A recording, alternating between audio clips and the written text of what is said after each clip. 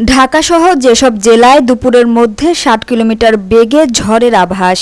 ঢাকা সহ দেশের ৯ জেলার উপর দিয়ে সর্বোচ্চ ৬০ কিলোমিটার বেগে ঝড় ও বজ্রসহ বৃষ্টির সতর্কবার্তা দিয়েছে আবহাওয়া অফিস।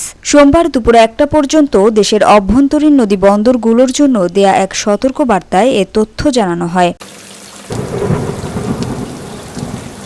আবহাওয়াবিদ মোহাম্মদ শাহিনুল ইসলামের স্বাক্ষর করা বিজ্ঞপ্তিতে বলা হয়, ঢাকা, ফরিদপুর, খুলনা, বরিশাল, পটুয়াখালী, নোয়াখালী, কুমিল্লা, ময়মনসিংহ এবং সিলেট জেলার উপর দিয়ে দক্ষিণ অথবা দক্ষিণ পূর্ব দিক থেকে ঘণ্টায় ৪৫ থেকে ৬০ কিলোমিটার বেগে অস্থায়ীভাবে দমকা অথবা ঝড়ো হাওয়া বয়ে যেতে পারে। সেই সঙ্গে বৃষ্টি অথবা বজ্রসহ বৃষ্টি হতে পারে।